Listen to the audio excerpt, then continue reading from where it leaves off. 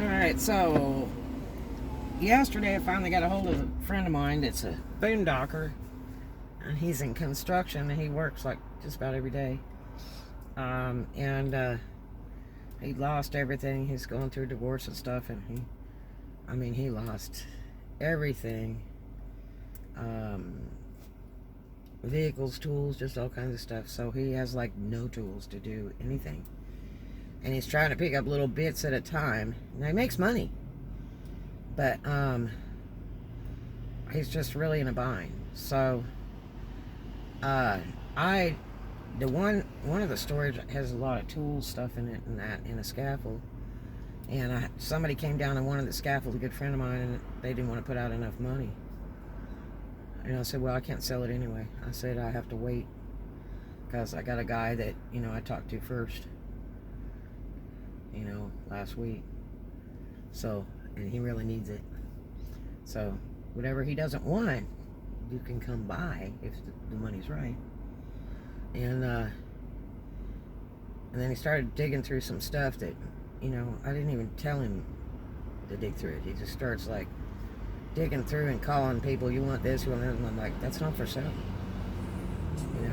They always want the stuff that's not for sale. Like I had some fishing poles that I'm saving for my daughter and I, and because we had a bunch of stuff stolen out of our other storages, and these are even way better fishing poles than really what we had, and so I've got to save those.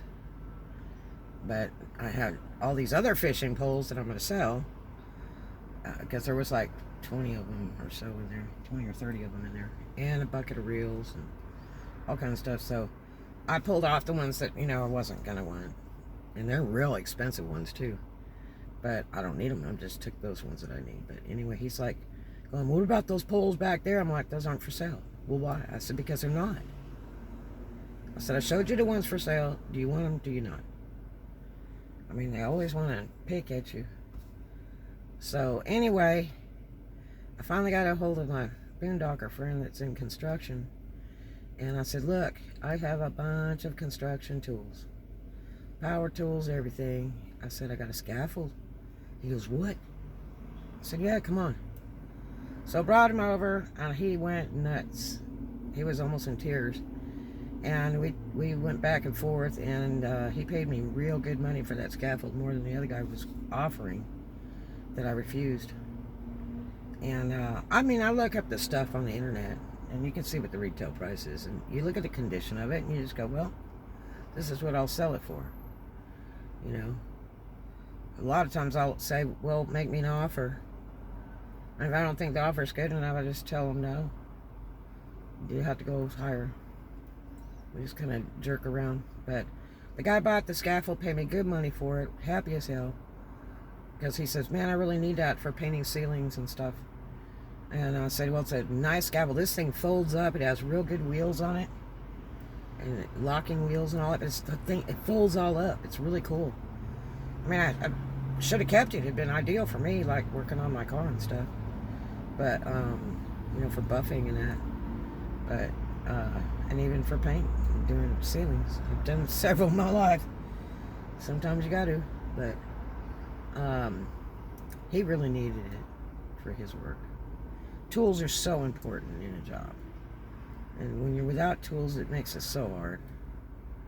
So he was just happy as hell, and he'd come back a couple other times yesterday to pick up some other things, and he got cash. He doesn't bullshit or play around. He just is like, I need this, this, and this, and I'm like, okay, what are you giving me? And if I think it's too low, I tell him. But I was glad to help him out, because he sure needed it. And he's quick and clean. He doesn't bull crap around. He wants to buy it, he'll pay you. So I gave him 4 big long power cords and a really nice drop light with a big long cord, and some miscellaneous tools, like he's doing painting, so there was a bunch of paint brushes in there. I have my own paint brushes, and I have lots of them, and they're all nice and neat and sorted out and clean, and some are new, but I got tons of them. Here's a guy who's got to work every day. He needs tools, so I gave him a bag of brushes and stuff, and nails for nail gun and all kinds of goodies.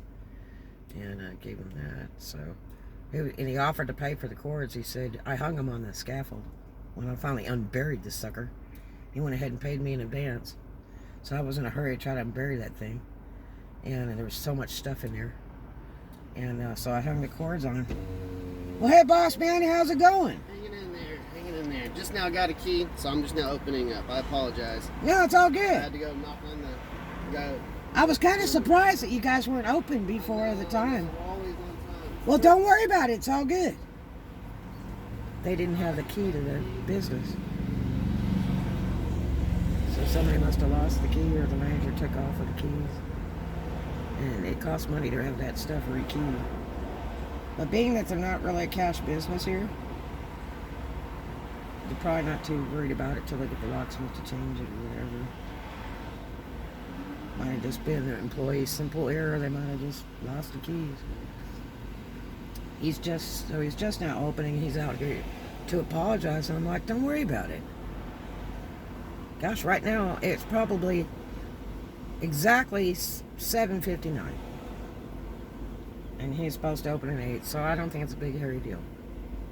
The only problem is he's the only one here. And they usually brush your car down and stuff. I think I'm gonna let this truck go first. He was here first anyway, so I need to let him go first. But yeah, so I was really happy to have made that guy's day, because he looked at me funny. He was like, okay, I want these cords, and I'll give you this for each one of these cords. And he was offering me good money, which I should have took, but he needs them. I don't need those cords. My cords are all brand new. And there's some other ones in these other storages I gotta look over and see what I'm gonna keep. But I sold him some pressure hoses the other day. Brand new one that's real nice too.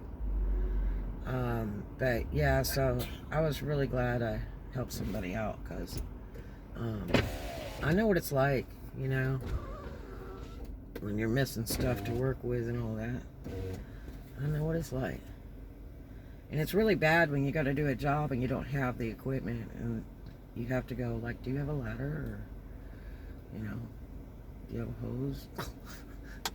So it's so much better when you have all this stuff and you can be professional, make a good high bid, and everybody's good with it, and you get the job done quick. You don't have to fool with the people too much, and then, you know, you get paid and everybody's happy. So I was glad I could make his day. It was really neat. So he couldn't believe I gave him all those cords and stuff. I coiled them up real nice and hung them on the corners of the scaffold, and gave him some extra boards to work with, some really neat boards that he could use on the scaffold to put crosswise, so like he could put paint or tools or whatever, and had holes in it to hang tools and stuff. I'm like, here, take these. And so these are really nice. He was like, wow, that's so cool. So he was really excited. But I may be able to get him to help me load some of his metal today. If it becomes, I listed it. I had one guy come the other day, paid me up front. We discussed it. I said, what do you give me? And then he started loading all the stuff up. And then he called me the next day whining, going, well, I didn't get that much. And I'm like, well, if you're a scrap man, then you should know what you get. Because the market rate is 7 cents a pound on steel. And then it's 55 cents a pound on aluminum. And he took a whole ton of stuff. But there's restrictions. I mean, there's stuff you got to strip, clean, whatever, if you want to make that money. But he probably didn't do all that, and he probably doesn't even know what the hell he's doing. So it's not my problem. He's trying to make me feel bad, and it's like, dude, I did a cash business deal. At first, he wanted me to go and split it with him. He's like, I'll pick it up, I'll take it down to cash and then split it. And it's like, no. I'm not doing that. I mean, and the guy got mad when I said, you know, he told me the next day, he said, well, I like to do the split. And all I said, well, I don't know you. And he's like, well, I'm a friend of so-and-so, you're a friend. And I'm like, so? I said, I've got friends all over the United States, but it doesn't mean nothing. You don't know them if you were doing a deal with me. I don't know he doesn't just load my stuff up and split, because I had a bunch of metal stolen from my Adams houses when I owned them. Guys come over and said they were plumbers, and then they were hauling all my pipes out every day. Brass and copper piping, telling me that every time they touched something it blew. And so they ended up cleaning out every pipe in the bottom of my house. So I had to turn around and go back down and try to put all the piping back in. And they scrapped it all and took off. And they made truckloads of money. Because it was very, very high back then. So you have to be careful. You don't trust anybody if they're going to take it out of your site. It's better to get cash up front. And that's what I did with the guy the other day. I said, here's what I got. Here's what I got in this storage. Here's what I got in this storage. What do you give me? And then he loads it up. So I get cold hard cash. Boom. So I'm all out for people trying to make money. There's a lot of desperate people right now, a lot of homeless people right now, due to the pandemic. So, you know, sell stuff off cheap, let it get gone, let them make their money. But you pay me before you take it off the property, period. Don't trust people. They'll rip you off all day long. And it's a sad way to be, but I've been ripped off in many thousands of dollars because I trusted dear friends and people. You just can't predict a person. You know, if I'd give that guy all that metal and trusted him to come back, hell, he didn't bring my bucket back. He asked to borrow. So I told him, no, you don't have your own bucket. You know, because I needed buckets for these storages to empty stuff out. And he didn't even bring the bucket back, so he was a liar right there. But, you know, if you let them take that step, they take off, it's all done. It's your stupid fault you didn't get paid. And I know people that trust everybody all day long, and they figure, well, it's all right if they burn me, well, hell with it. Yeah, but that's not what life is. Don't be totally stupid.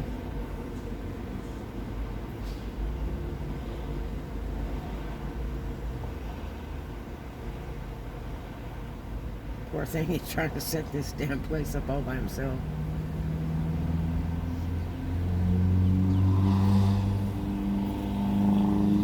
So they got the Express Wash, which is wash, rinse, dry at 7. Extreme Clean for 10, which is on sale. And then they got the $15 Deluxe Shield is on sale. And the Ultimate Shine and Protect is 20, which is on sale. And then they got the Supreme, which is on sale for 25. And this is at Ronnie's. What's really funny is the other car wash that I did some reviews for got up on one of the reviews for this and started bad mouthing, which was really low. You know, and going, but you know, other people sell cheap, junky car washes, and we are. It's like, now, you know, you just make yourself look bad when you do that. Especially, it's like, you know, people advertising in a different house. If you go in a bar and you own the bar down the street, you don't say it out loud in front of all these people's customers. You don't ever advertise another house in another house. It's just disrespectful. Now, if the bartender knows you personally and goes, oh, hey, they own that bar down the street, and they're telling the customers that, well, then that's up to them. But don't ever advertise. It's just like going into one store and then saying, well, Walmart sells it for this. You don't do that. You buy it or you don't. You know? You try not to advertise another house. Unless you're doing like a parts deal where they honor other deals, like, you know, if you're in O'Reilly's and they promise to get the lowest price and you say, okay, advance, they've got it at this, and they look it up on the computer and once they see that, then they give you the equal price.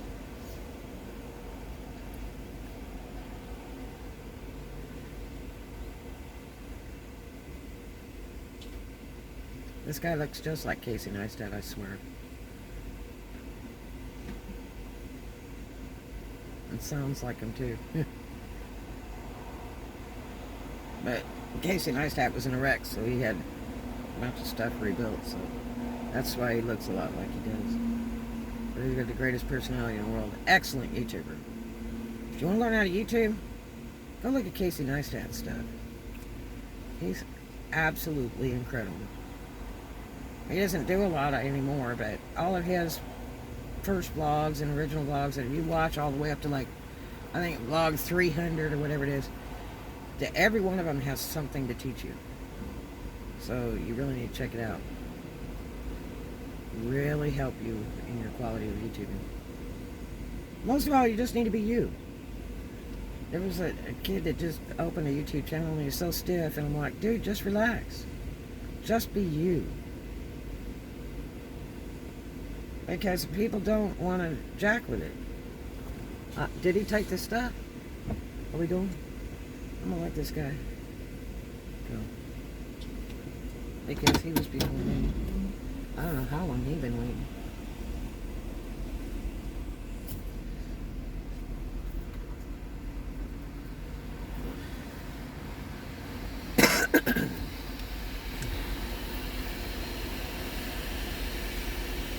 I don't think this guy paid.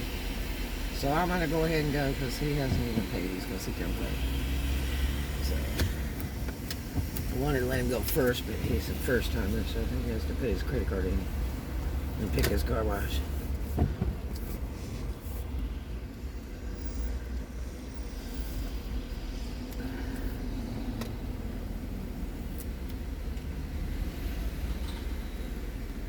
Hey, tell him don't be mad. He was before me. That guy in the truck was before me. But he wasn't ready, so I went ahead through. Yeah, I hope he's not mad. Okay. Car neutral, foot off brake, hands off steering wheel.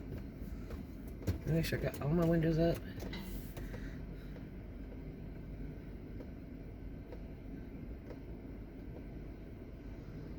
Poor thing, he's all by himself.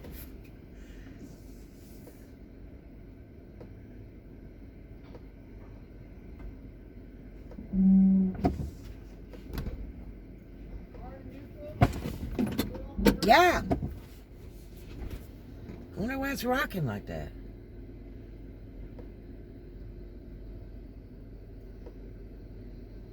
I looked down, it is in neutral, and the thing rocked really bad. And he's like, is the car neutral and foot off the brake? I'm like, yeah.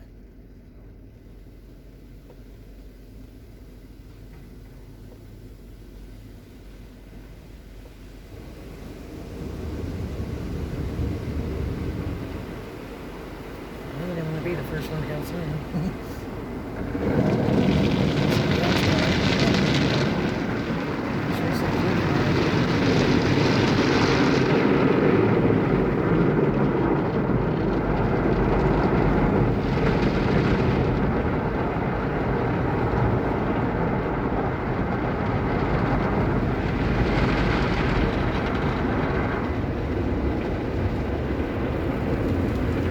Try to keep the salt off this car so it doesn't rust out. Salt water is really hard on cars. So.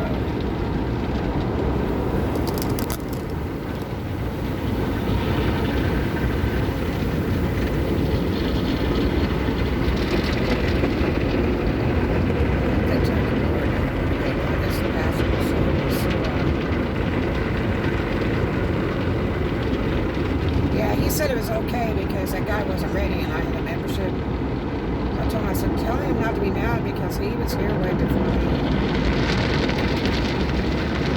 He wasn't ready and I have a membership. They give you this radio sticker. It goes up in the window and they put it on your car. So when you drive through, the computer scanner reads your car window.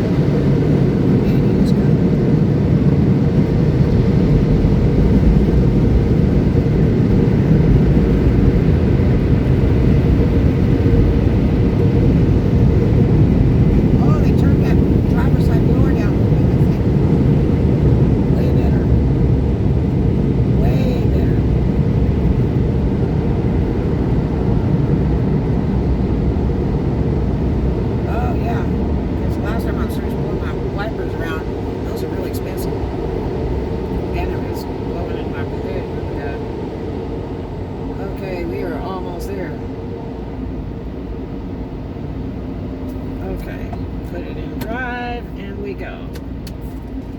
I don't have time to clean stuff because I've got to get grooving because the later it gets, the more higher temperature we've got. So I'm just gonna go. The bad part is it didn't rinse everything off, but I've got those granddaddy damn louvers on this car, so the blower can't get to the windows right because those goofball louvers keep the water from coming in when it rains. I hate these things. I've taken them off every car I've ever owned, thrown them in the trash. But because I'm boondocking, I need them. Okay, so car looks better. It still needs to be buffed so bad. Oh, really and truly. All right, you guys. I'm gonna head on over there and get rocking. It's that time.